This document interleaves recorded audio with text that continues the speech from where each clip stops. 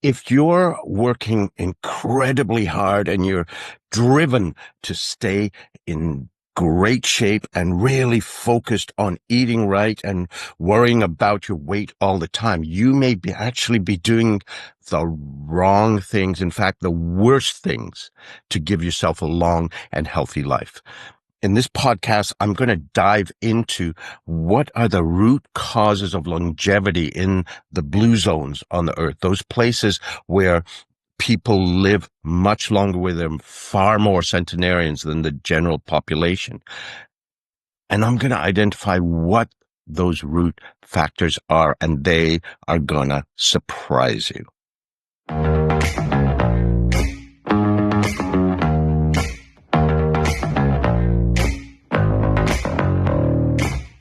Hi, I'm Ravi Tangri, and this is Soul Engineering Your Life and Your Work.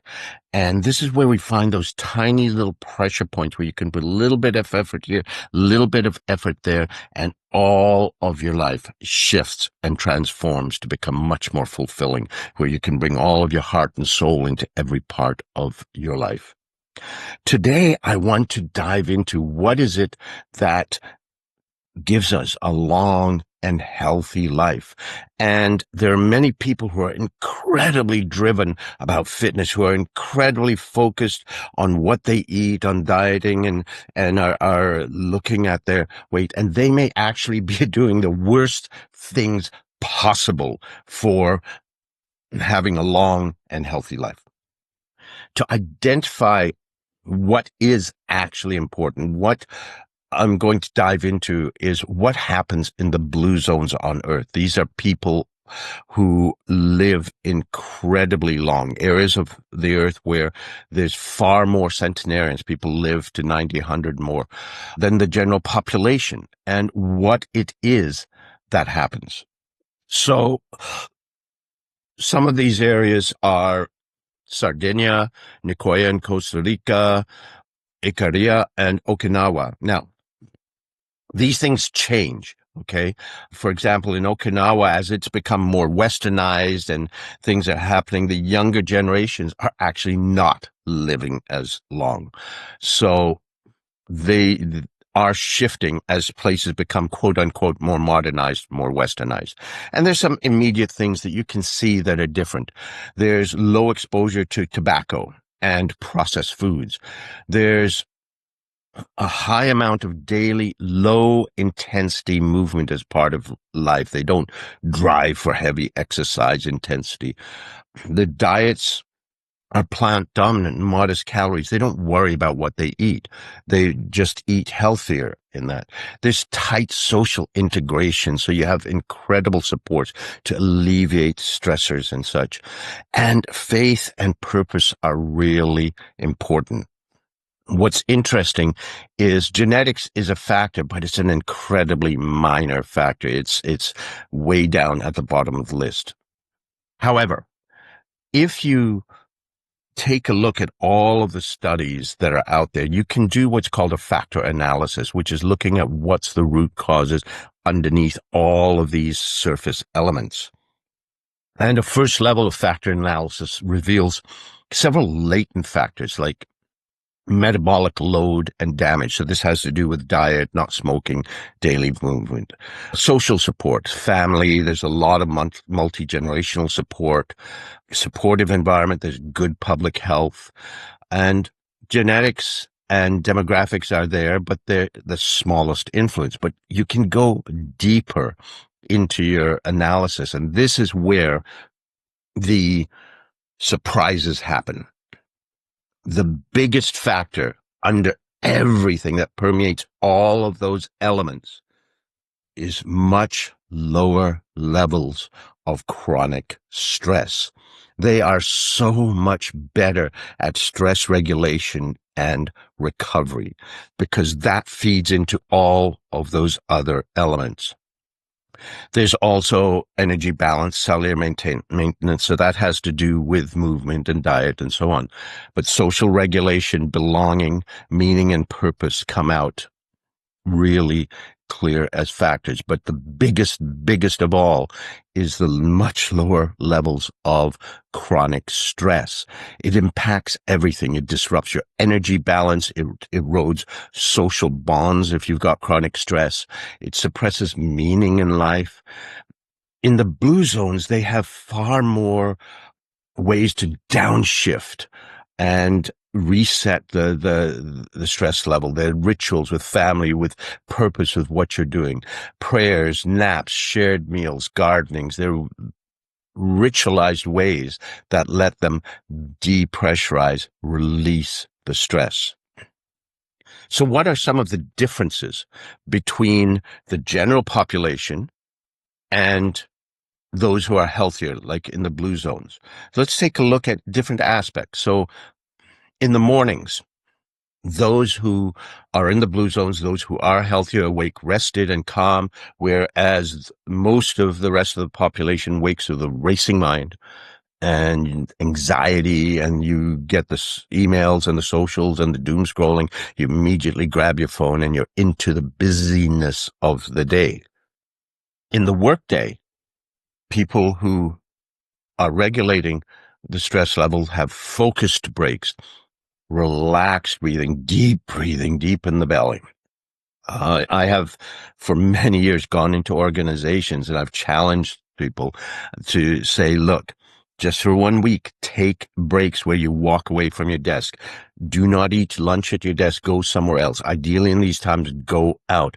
And 100% of the time, people come back sheepishly a week later and say, yeah, I was more productive. It's a total delusion to believe that you get more done if you don't take breaks.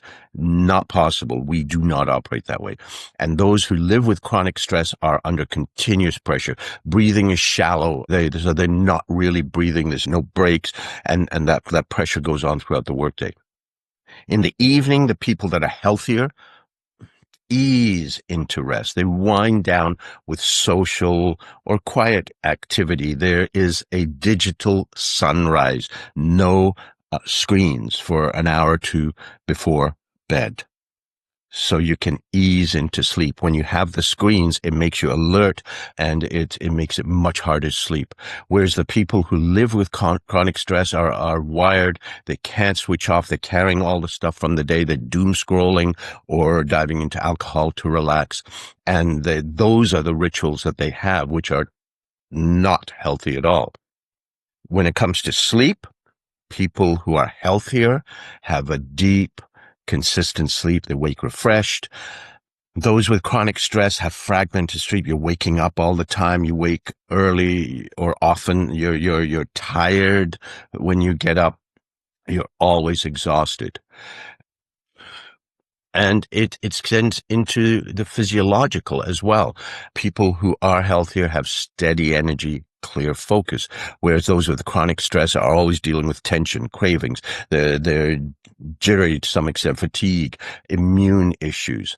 And that's no surprise, because every time a little stressor hits you, and I'm talking about little stressors, not even the big one, it catalyzes over 30 hormonal changes and 1,400 chemical changes, most of which are toxic, and a lot of which wear down your immune system and age you. And a lot of these chemicals keep permeating if you don't know how to stop them in your body for 6 hours or more. So each one of those adds and adds and adds. And how often do you have those little annoyances in a day? And do you depressurize to release that? Most people don't. Now, here's what's interesting. There are people who are obsessively focused on weight loss and on exercise. And what this actually does is it increases stress and ironically can lead to a shorter lifespan. And underneath this, there's an inherent element of a dissatisfaction with your current state. I mean, think about it. If you look in the mirror, do you feel good about yourself? A lot of people don't. So they're always looking at diets or feeling guilty if they eat the wrong things, adding to the stress. The people who are obsessively focused on fitness, that have to do this, are actually adding to the stress. The people in the blue zones have gentle daily movement, put into all of their lives. It's integrated. So I'm not saying exercise is bad, eat healthy eating is bad, but moderate exercise where it's a joy, where it's fun, what's enjoyable, not something you're forcing yourself to do. Movement, what is it that you can do? Not just going intensely for an hour every day or two, but how can you build more movement into your life? So this brings about the big question. How do you switch? If you really want to be healthy, if you really want to live longer and healthier, how do you switch? Well, a lot of this, there's a chronic element. That's why they call it chronic stress. And I believe there's an addictive element because those 30 hormonal changes, 1,400 chemical changes, I believe we become addicted to those and we look for those and we need those, especially when they continue on for 6 hours or more. Think about it. You may have had all these stresses at work, and then you come home. It may be a peaceful time at home, but you're still jittery. That's those chemicals pumping through your body. So there's an element there where you have to shift something deeply internally, and you may need support from counseling or from coaching to be able to shift those patterns. That's deep work. And you may need to work at that, but for some time, that can be a life journey or a significant journey. I've worked with a lot of people in that transition, and it really takes some time and support to be able to shift those deeply ingrained habits, like ruts in our neurophysiology, that we have to shift into new patterns. But there are some things that you can do. There's a number of things that you can do on a smaller level to give yourself perhaps some breathing space. Simple thing is to bring in mindfulness practice. And this isn't just meditation. It can be time in nature. A lot of runners who say they get into the zone once they're running and that sense of flow. For me, dance is a mindfulness practice because I have to be so fully present with my partner and the music to choreograph in that moment. So to find what works for you for mindfulness, it's not just sitting and going om. Sleep is a huge thing. That is the biggest builder of resilience. And one of the significant things you can do for that is what I mentioned, a digital sunset 1 to 2 hours before you sleep. You can also set an alarm to tell you that you have to get ready to sleep. So if you want to go to bed at 10 o'clock, you figure out how much sleep you want. If you want 8 hours sleep and you want to be up at 6, so you got to be in bed by 10, set an alarm for 9 p.m. All screens gone. For the rest of the time, engage with others in your life or read or whatever, anything that's not digital, and then go to sleep on time. It'll be a huge transition because you're detoxing yourself from those chemicals that you're used to. But start to do it for a week and you will find a huge difference. Set that alarm for 1 hour before you need to sleep. Turn off all screens. Oh, and make sure that your phone is in a different room. Buy a digital alarm clock if you need an alarm in your bedroom. And keep the phone in another room so you don't just grab it when you wake up. Build in mindfulness rituals when you get up so that you're take a nice breath, feel the sheets. When you put your feet down, feel the floor on your feet, the texture, feel the breathing. Just be present to start. With exercise, absolutely. Regular, moderate exercise is good. And how can you build in more daily movement? The people in the blue zones are always walking around, they're gardening, they're doing different things. So how can you build more of that in? If you need to move things, take several trips through the house to move things and be present and mindful as you do that.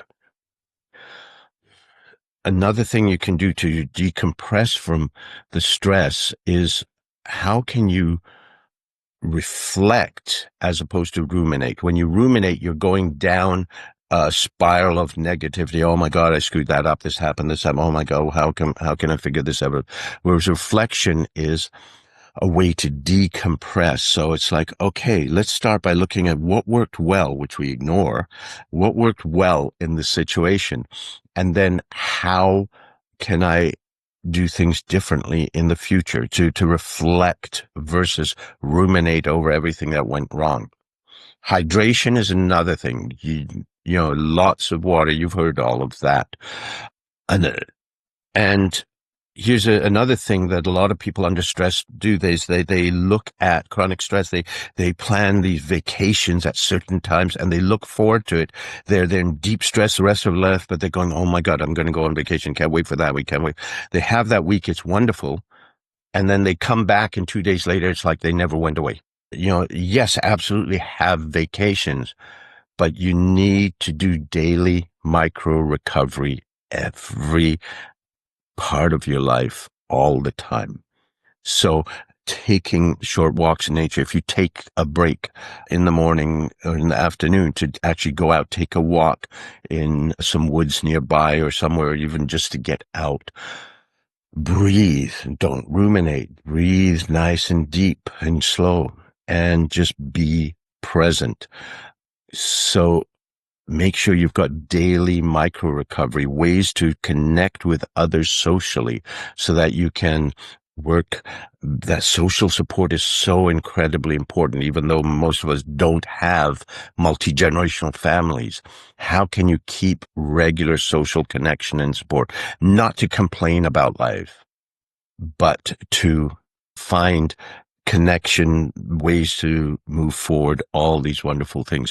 I had a couple of women who were in a program of mine years ago, and they realized that at the breaks, people gathered at the water cooler to just complain about work and the boss and everything else. And what they did not say a thing. They just did not engage in those conversations. And they just started new conversations about things they were looking forward to or things they enjoyed in life and whatever.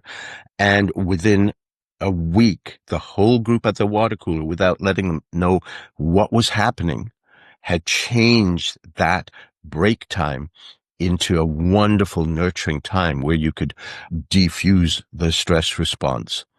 So it's actually much easier than you might think. You just have to choose and say, oh, okay, that's what's happening. Let's take a look at something else and start to work with that. And again, a final thing is that self-talk. That is the most damaging thing for rumination. And I've shared this with you before. If you want, I've got a free course on how to turn off your self-talk, your monkey mind, whenever you want, just like that. And you can access it for free at silenceselftalk.com. But pick one or two of these things to start with. And if you really want to make change, to be able to shift out of these chronic stress patterns, to get at the root issues for you, I'd suggest exploring coaching or counseling support, because this is usually needed with something like this. If you'd like to chat about this, feel free to book a virtual coffee with me at callravi.com.